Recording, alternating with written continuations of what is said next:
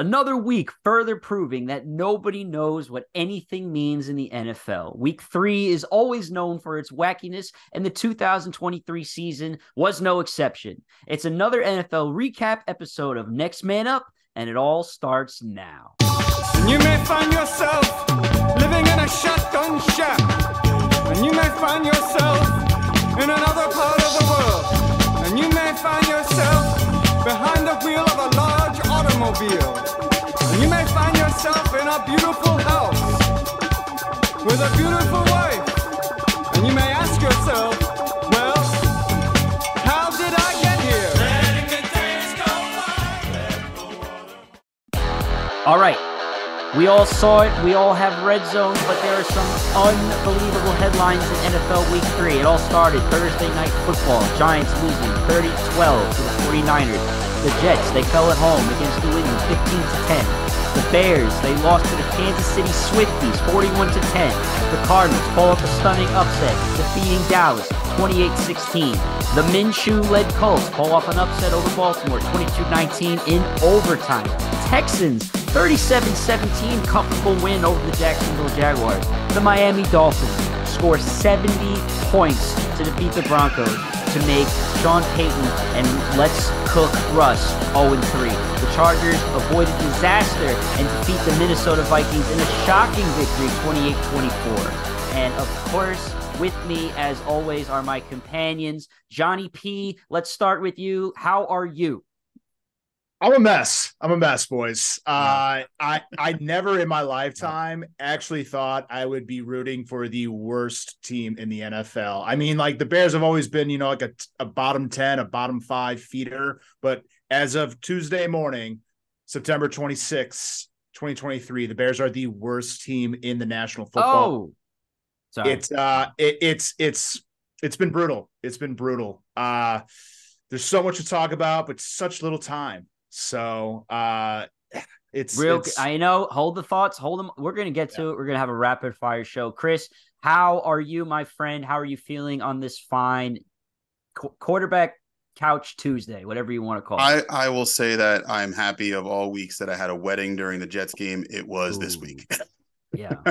Yep. And unfortunately, it was a wedding for a Patriots fan, but we were able to put our differences aside because he got to be happy on his day. So I guess I'll give him that one. But I'll tell you, I am John. If the Jets didn't pull off that miracle comeback week 1, I think that we very well could be saying that the Jets were the worst team in the NFL because, the most important position in football is the quarterback, and the Jets do not have one at the moment because the one they had is rehabbing from an Achilles. So it's rough. They, breaking today on Tuesday that they are signing Trevor Siemian, pending a physical.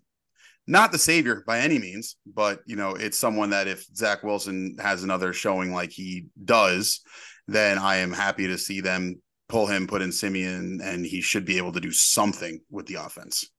But it's not looking good over here in Jetland. No, definitely not. Johnny, real fast, Bearland. I was actually just listening to the Bears Necessities podcast, and wow, you basically want everyone executed King Joffrey style. It's week. It's not even Halloween, Johnny. It's not even Halloween. So what do you say to the Bears fans that actually want to have fun this year right now? I mean, what fun is there to be had at the moment? We were promised so much hype and optimism after a really important and pivotal offseason, acquiring DJ Moore, getting Tremaine Edmonds, getting all this draft capital. This is the second year in the same offensive system with Justin Fields. I mean, we've talked about it extensively on the show, guys. Like, there's no more excuses. And Fields is like somehow regressed and taken a step back. It was really, really difficult watching Gardner Minshew, Joshua Dobbs, and Jordan Love, who have significantly less quarterback career starts in their careers, and they looked better and confident and just overall just better at the position than Justin has through 3 games this year. I mean, everyone in Chicago, we are so close, if you haven't already, in pulling the plug. I mean, this season has been worst case scenario to start off, and it's so hard to be optimistic. It's so hard to see the positive in any of this. I think the only positive thing as a Bears fan right now you can even grasp at is the fact that Carolina Panthers are also 0-3 and we own their first round pick. So, but April, boys, excuse my French, April is so fucking far away. I can't even think about April right now. Right. I don't even want to think about next year's draft. We're 3 games into the season and it's like, it's already over. Like I already know how this is going to go. I already know how this song and dance is going to end. And I think that's what's so frustrating. That's what we've seen this movie before. We have. Yes, we have. I just want to put it out there that I do not put this horrific quarterback record that Fields has on Fields. I think, if anything, he took a year where you guys were tanking and literally trying to lose and made it fun because he could somehow have explosive athleticism unrelated to the coaching, unrelated to the offense. Biggest problem with the Bears, and I'm noticing this trend throughout the league, head coaches that are defensive-minded seem to be really struggling right now. You seem to really want to prefer, if you're looking for a new coach, I recommend going for the offensive guy, personally. No offense to Saleh, no offense to Eberflus, no offense to a lot of these names we're seeing in the league right now that just don't seem to have it together. You can't tell me that type of athlete cannot have success somewhere else. You can't tell me if you gave Fields to Harbaugh or Andy Reid or a proven coaching genius that can maximize athletic potential, that he wouldn't have success elsewhere. At the same time, looking at Fields, we said it's his second year in this offense. Last year, he showed promise of the athleticism, the big playability with his legs. Where's it been the last couple of weeks, though? Like, he hasn't shown any of that. He looks robotic. He looks scared. He has regressed. He's been immature. He's regressed.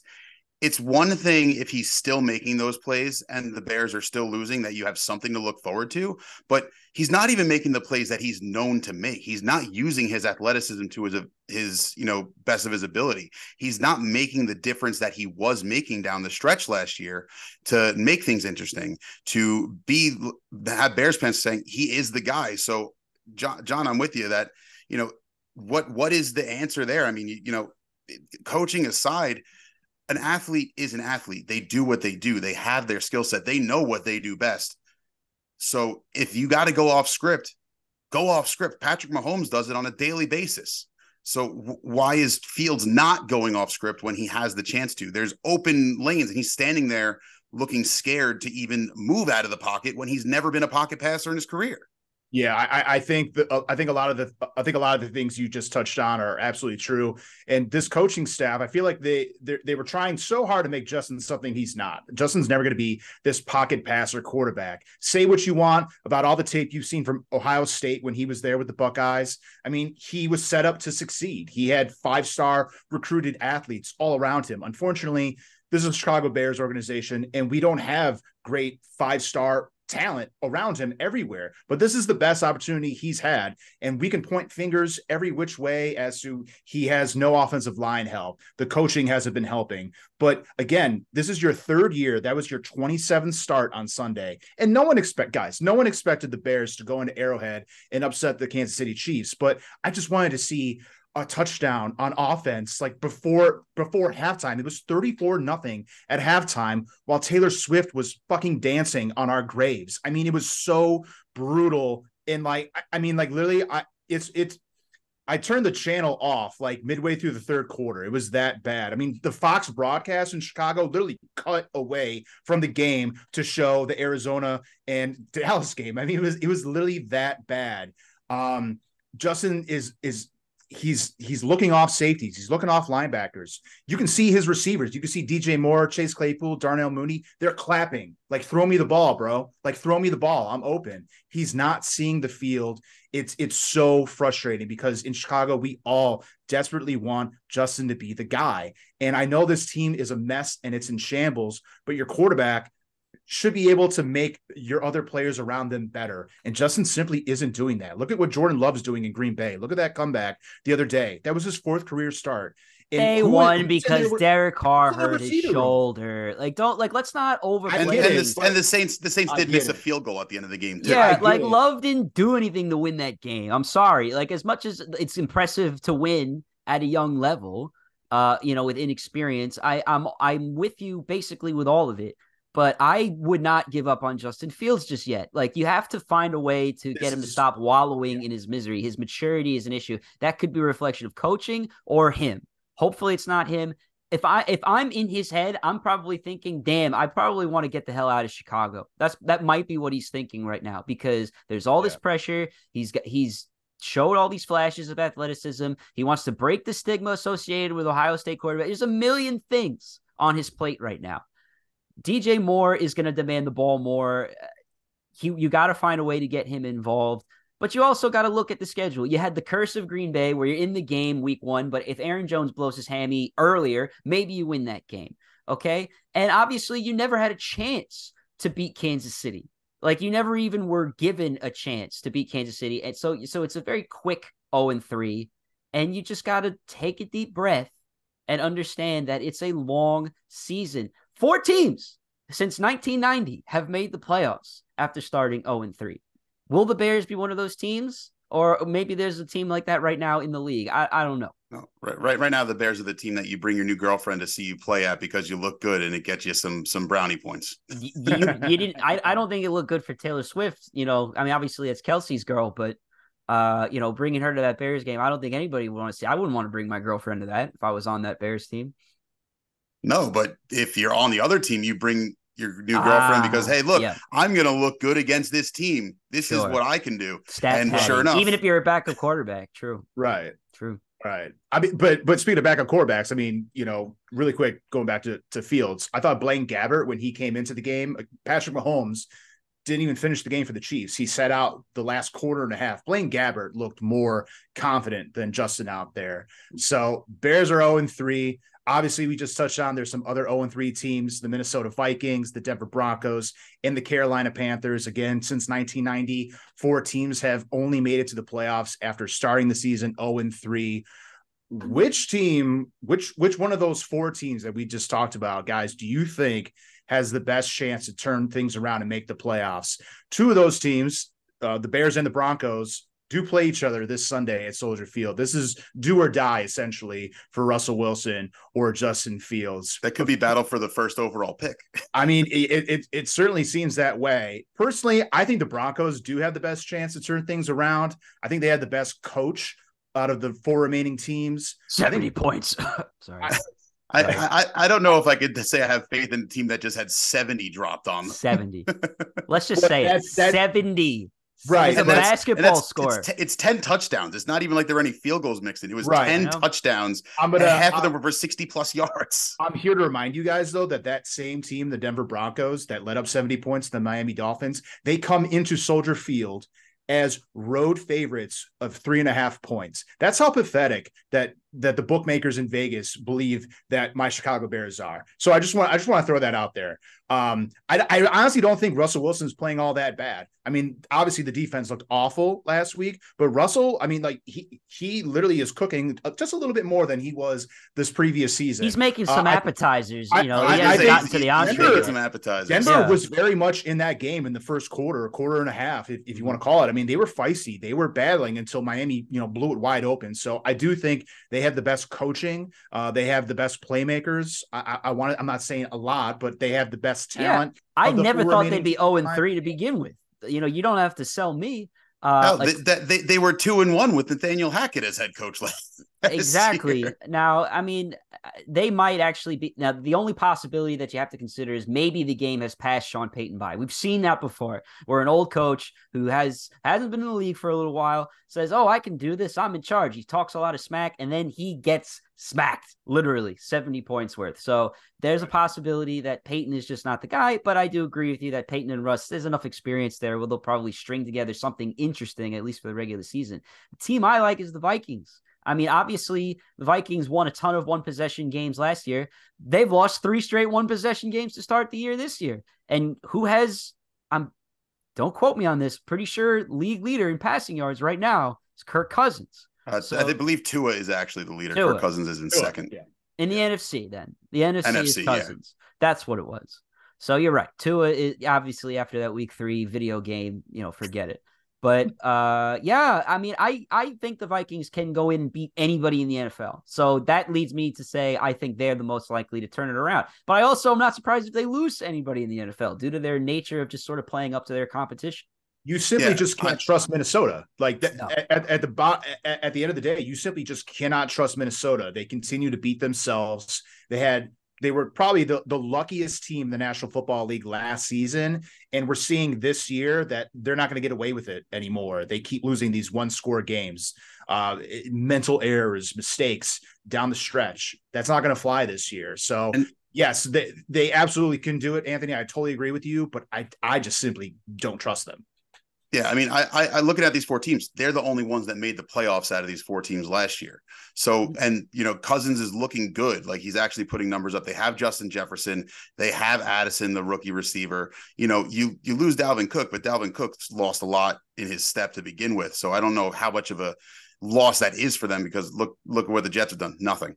But, looking at them, we were about 10 seconds away from having this same conversation, not about the Vikings, but about the Chargers, because, the Vikings were on like the 5-yard line going in.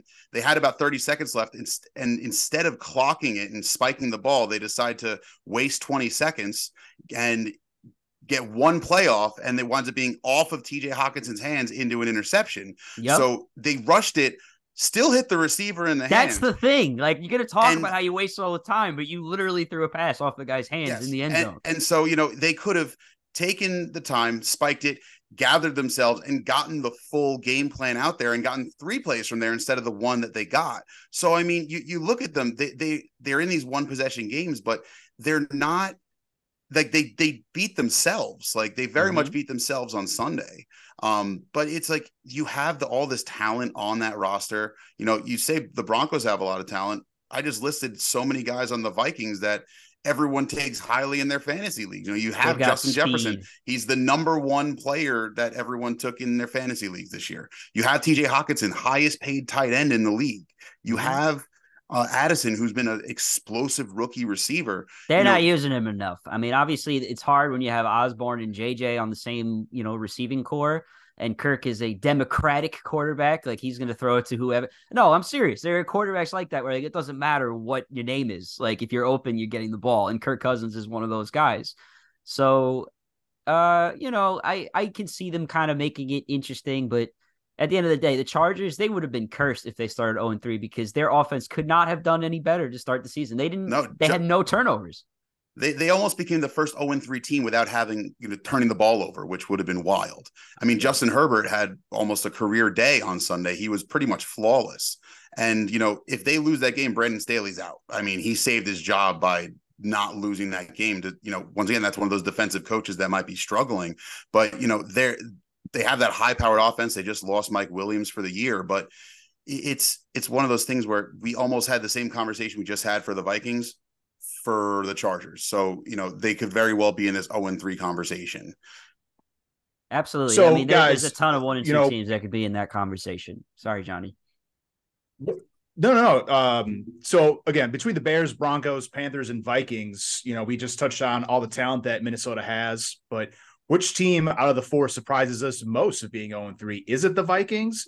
I'm not trying to be biased here. I think the Bears is the most surprising because, again, you had 2 games to start the season, and on paper, I think the Bears have some talent. They haven't been competitive in any of the games, with the exception of the first half against Green Bay. Again, we talked about all the talent and the acquisitions that they brought in this offseason, DJ Moore, Tremaine Edmonds, all that draft capital. And again, on paper, this is a talented team. So is it a coaching issue? Is it a quarterback issue? I think the Bears being 0-3 is extremely surprising. I think they're talented enough to beat Green Bay, talented enough to beat Tampa before the season started. Obviously, we know things aren't the case right now. What about you guys? Who do you think is the most surprising 0-3 team? I mean, I think we talked highly about the Bears in our season preview show. I mean, I thought that they were one of the most improved teams. So I'm with you that it is surprising they're 0-3. But at the same time, it's also not surprising they're 0-3. They owned the first overall pick last year before trading it away. So it's like, it's like, it doesn't happen overnight. So obviously there's some sort of underlying issues, whether it be the coaching.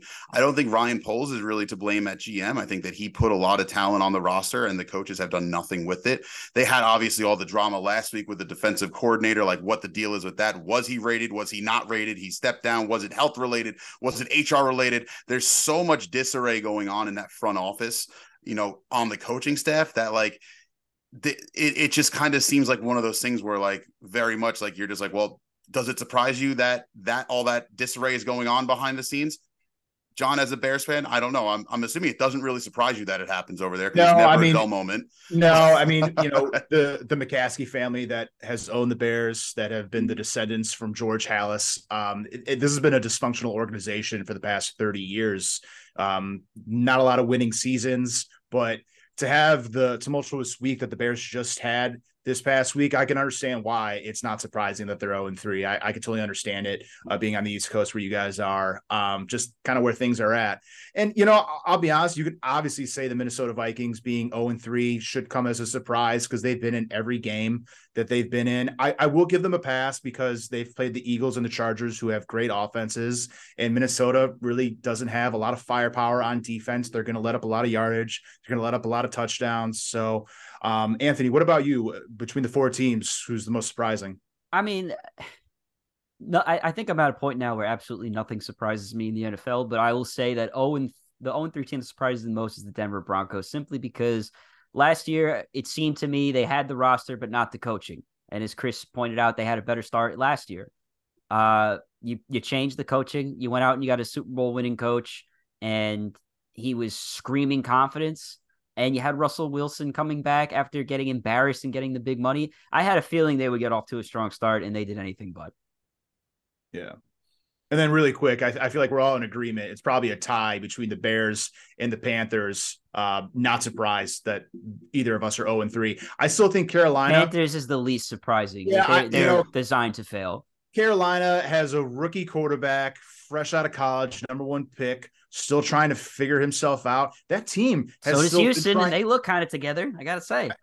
But I still feel like their team is still trying to figure out their identity. Frank Reich, new head coach for the Panthers. It's not surprising that they're 0-3. I don't think they're going to be competitive until next season. And again, what I touched on in the beginning of the show, I think this is the only bright spot if you're a Bears fan right now. Look at what's going on in Carolina.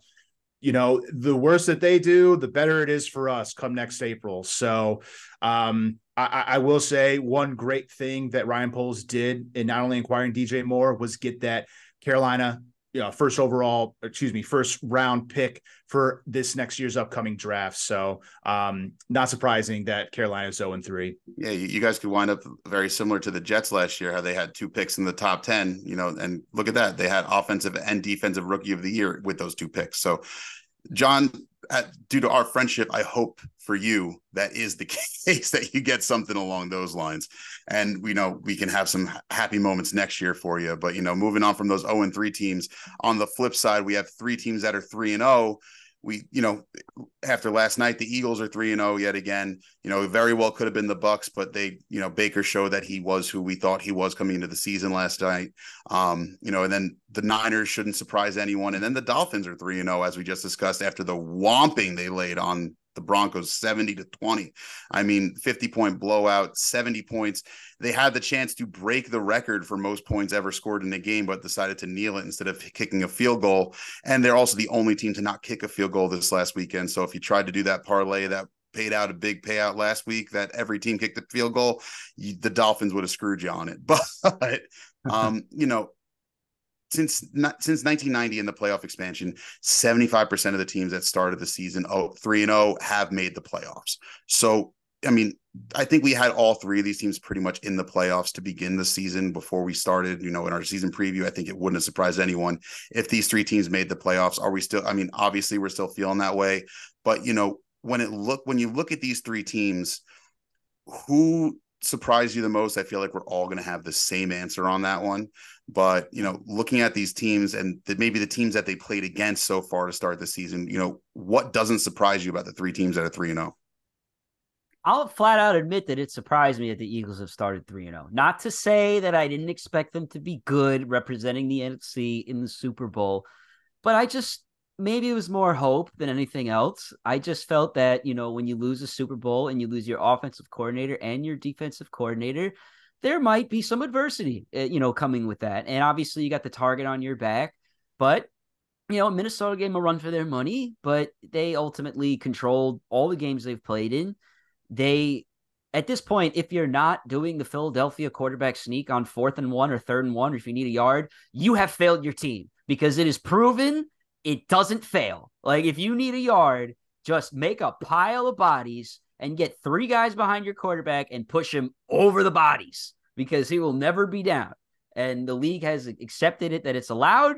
So the Giants are starting to do it. I was happy to see that in the San Francisco game. Even with a rookie center, it works. So I saw a couple of teams, I forget who it was, fullback dive on 4th and 1 or 3rd and 1. I'm like, you can't do that anymore. You're just giving the tackles more time to make a play in the backfield. But I'll say the Eagles, just because I thought there might be some adversity there. I still don't know how great Nick Sirianni is, but he's obviously been put in a great position to have success. They obviously have a great system. Hurts is 100% on board with representing the Eagles in a positive way, and they did the right thing by paying that guy. So I don't know if they'll stay as dominant as they are, but it's between them and the Cowboys for the NFC East right now, as everybody would, have anticipated, but maybe things will change. I'm right there with you, Anthony. I thought the Eagles entering the season, I really thought they might, be one of those teams that could regress. Really haven't seen that. Nope. Quite the case. No sign. It seems like it's taken a couple of games to like kind of get into rhythm with their new offensive coordinator. Obviously you have success. A lot of your coordinators go elsewhere. But it's taking them some time to get into a rhythm on offense. So I'm surprised with the Eagles, but I can't lie. Miami starting 3-0. I think a lot of the country was expecting Tua to kind of turn into like a shell of himself. I didn't. Everybody said it on this show. I just want to point it out. I'm going to 100% interrupt you, because I didn't say he was going to regress. We had the recap show with everybody on, and I said, guys, Miami AFC East, look out, because Tua, with a functioning non-CTE situation, I'm not trying to say that to be funny. I'm saying the guy had a very serious concussion. When he's healthy, obviously he's really good. And that's another, and I think he's erased the Alabama stigma. We have to all shut up now with him and Jalen Hurts, that Alabama quarterbacks can have success at the NFL level. So Miami, also, I love Mike McDaniel. I'm a huge fan of how innovative he is. So I just wanted to give myself credit. That's really it. People in Chicago right now are like fuming, knowing that the Bears didn't even interview Mike McDaniel a few seasons ago. They didn't even admit he's different. I mean, I can understand a lot of teams not necessarily. But different is in right now. Having a different approach on offense. Former ball boy scores 70 points. Exactly. I mean, that's the headline right there. The Broncos, imagine playing your ball boy. The Broncos scored 70 on you. The Bears didn't interview him, and aren't those two teams kicking themselves in the you-know-what right now? Yeah, the Broncos reportedly didn't interview him because of a grudge that the president of operations had against Mike Shanahan, and since McDaniel came up through the Shanahan system, he said, I'm not interviewing that guy because it's connected to Shanahan. But, when it comes to surprises for me in this group, I'd say it would be Miami, because, they didn't have exactly the easiest season to start. They beat the Chargers week 1 in a close one.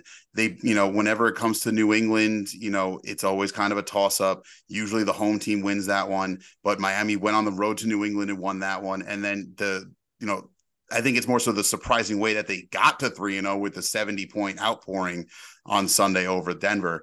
Coming into the season, Denver, like we said during the 0-3 discussion, they look like a team that was on the rise with the new coach, giving Russ a chance to, play in a new system that should benefit him, and it hasn't. But they'll really be tested this Sunday. It's a 1:00 game, but Dolphins Bills, I'd pay any amount of money to have the Jets pulled out of Sunday Night Football against the Chiefs to let the Dolphins Bills play Sunday Night Football, because I do not want to have the Jets in prime time. They do against flex the it Chiefs sometimes. Why haven't they? Maybe I think it's flex too. it. I think too early. It's too early. Like starting week 7 or 8, they can start flexing it or something like that. So, shoot. Obviously they had schedule makers made this when Aaron Rodgers was supposed to be the starting quarterback, because Mahomes and Rodgers have never played against each other, and they still haven't, and they won't for another 4 years, it looks like. But they might never play each other because Rodgers will probably retire by 4 years from now. But True. Now another team I want to mention, because they were basically nearly 0-3 had they not beaten the Broncos by 1 point, the Las Vegas Raiders. Now, I was watching the game Sunday Night Football late at night, staying up, should be in bed watching football. What else is new? And in the second half, the Raiders were making a push.